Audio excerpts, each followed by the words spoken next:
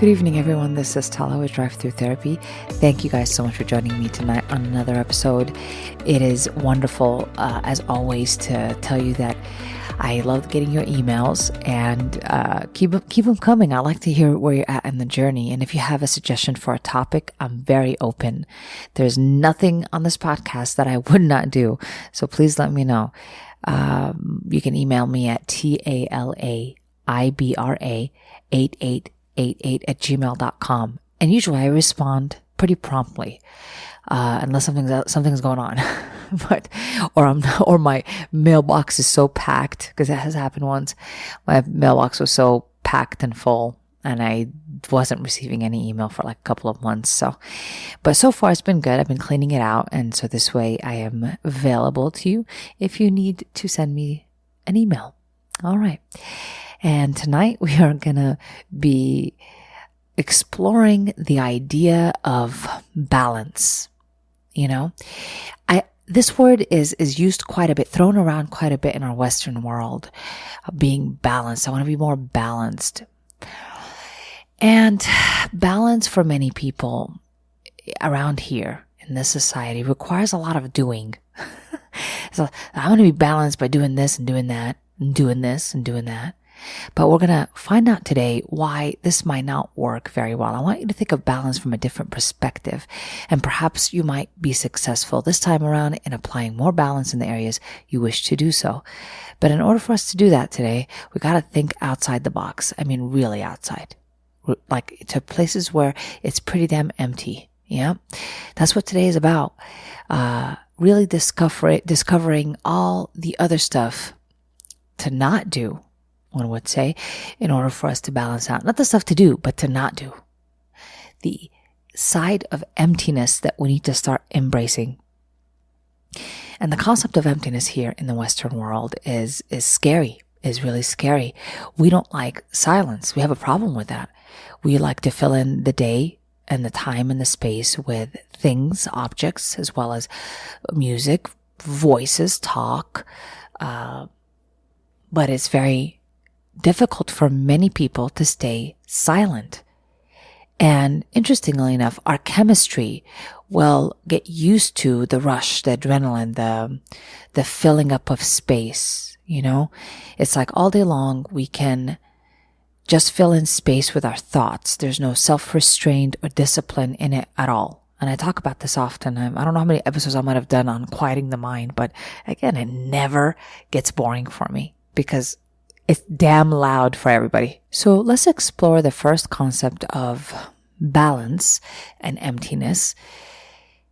Well, we're going to add emptiness to our fully loud lives. That's what we're going to add, more emptiness. So when it comes to what we do, often we talk about actions quite a bit. We post them online, Instagram. If I make food, I am going to post that. If I do something, I'm going to post it. As a matter of fact, often in therapy, people think it's not loud enough. They have a hard time sitting still or quietly. You know, I have people that retire that can't just sit still in quietness and retirement and not doing something. We've been used to getting our value from doing a lot. We find it valuable to do, right? I need to clean the house. I am valuable. I have to do this and I have to do that. If I don't do it, then I evaluate myself and then I'm no good and I didn't clean the house today and I'm not worthy, and we self-evaluate and give ourselves a score or a grade, and there it goes. And we start again all the way till tomorrow. And you wonder why we run away from ourselves on the inside. If I'm sitting there in self-judgment all day long, and valuing myself based on what I do, then when I want to relax, guess what my brain is going to do? It's going to tell me I haven't earned it, or it's going to come up with some kind of condition why I should not sit still. That's no good, my friends. That's no good. So adding the emptiness, enjoying the times in between of just sitting still without doing much, without doing work, without doing anything really, without saying I have to do something, right? It's being in the present moment and sitting there and teaching my body chemically and mentally to sit there. Because again, when I'm used to doing stuff, I'm used to being productive, and we value that and we post on it all the time, and we glorify it. We give awards for people that do shit. We never give them award for not doing anything, for learning how to sit still. We don't give people awards for that. We give them to when they're doing stuff. So we glorify it quite a bit. So we tell people in a lot of ways there's a message being sent indirectly and sometimes directly that you are valuable when you are doing something, and what you do is valuable, right? And it would be implied that what you don't do is not valued enough. But interestingly enough, it is very useful. It is quite useful. This emptiness balances out all the stuff that we do. Because if we keep going, it just becomes overwhelming, exhausting, burned out. There is no balance in our life. So that's what we need to do when we don't do. Actually, we don't need to do nothing, basically. We need to be okay doing nothing just as much as we are okay doing something. Both of them need to be kind of the same feeling. We train our bodies to make it the same way, right? Appreciate those quiet times a lot more. Not try to fill them up with something, right? Like I need to think about stuff while I'm doing stuff. No. Just clear out that mind. Train that brain to resist these thoughts of anything else besides what you're focusing on, what you're doing. And this takes practice. So practice. All right. So the next thing I want you to consider when you're balancing, the first one is about what we do. The second thing I need you to consider is what we see, right? What we see often for us means something. We glorify it. The concert, the movie, the person in front of me. We see these things and we calculate and collect them as evidence to support some sort of thought in our mind that we want to support, right? But there is a beauty to paying attention to and valuing just as much, one would say, what you don't see, the emptiness in between, right? So if you think about a best way to say it, like if it's a beautiful piece of art, like calligraphy, right? I see the ink of the writing, the black ink of the writing, but you cannot really see it without the contrast of the whole white page around it, the emptiness around it. So there is a beauty to emptiness. There's a beauty to appreciating what is not being seen, is the best way to say that. This can be even interpreted in evidence, how we collect evidence about our world. We collect pieces of evidence throughout the day that we're going to have a good day and we're going to have a bad day. And we're sitting there collecting evidence rather than allowing the day to take its course and take me wherever it goes. I'm really quick at seeing, meaning I collect evidence of this day is going to be good, this day is going to be bad. And I just don't flow like water. I don't run into wherever the day takes me. Again, this requires the mind training to appreciate what we don't see and calming down on the inside when we don't collect and not collect evidence at all, period. Engaging in this idea to balance our own thoughts and minds to not collect the evidence. There's nothing to collect on. We just need to keep going about our day. You know, there's a beauty to that emptiness on the inside. And again, it's very scary for us in this society. I often hear people, I feel empty. And that's not a bad thing. It's not something we need to run away from. This quietness, this emptiness on the inside could be something, could mean something, And so understanding the things that we don't see are just as important are the things that we do see. And if I don't see it, I don't need to find something. And that's what gets us in trouble. It's like I will select and look for evidence until I get to know that, which causes this worrying, right? We need to explain something really quickly. So it causes, when we see something, we need to put it in a category and we label it quickly. And we don't allow it to unfold and show us what it is. We want to put a name to it real quick. I hope that makes sense so far. So, of course, we're going on all the senses. Yeah, the next one is not just appreciating and balancing what we do hear, but imagine listening to music all the time, all day, every day, noise all day, every day. We would just go crazy, honestly, insane, mad. We don't want to get to that place. We need to appreciate what we don't hear when it is silent, when we can sit still and be still on the inside. We need to appreciate those times.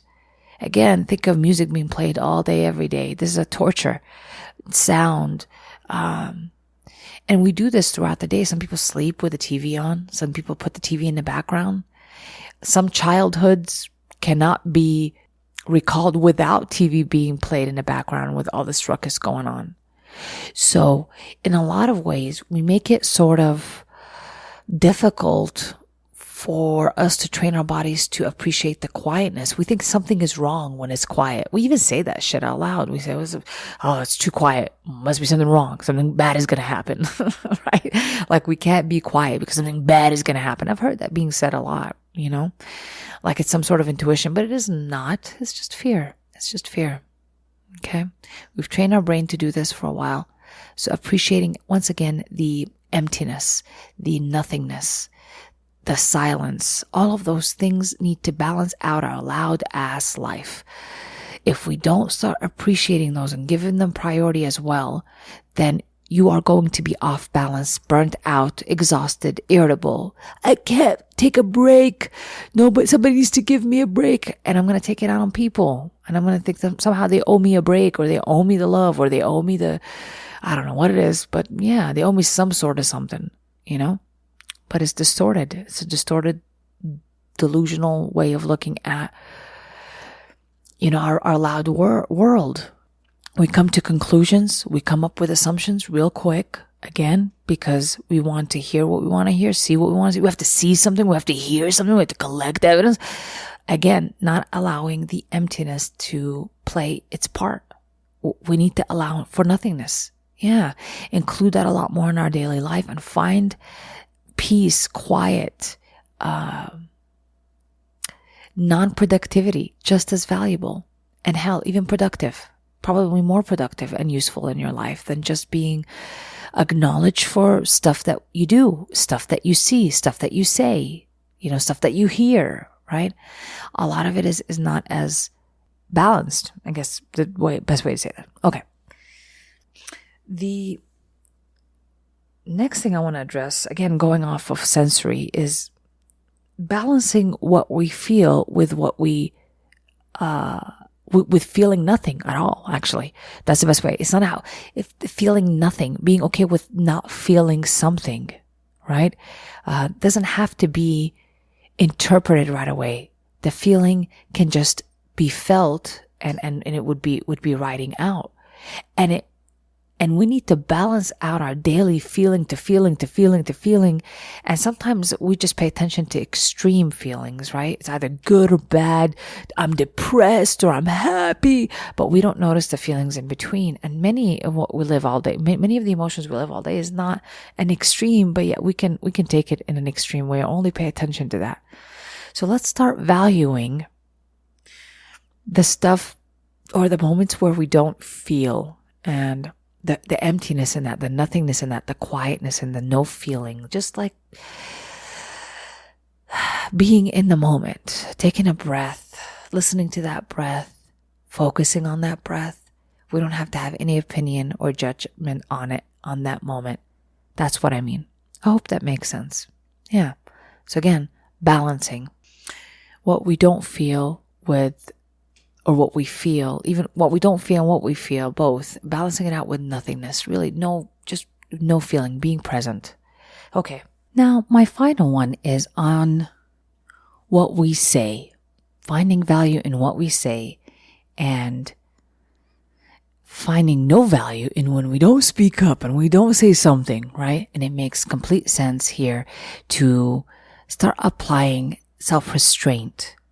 And if there is a need to say something, we need to kind of reflect on what it is.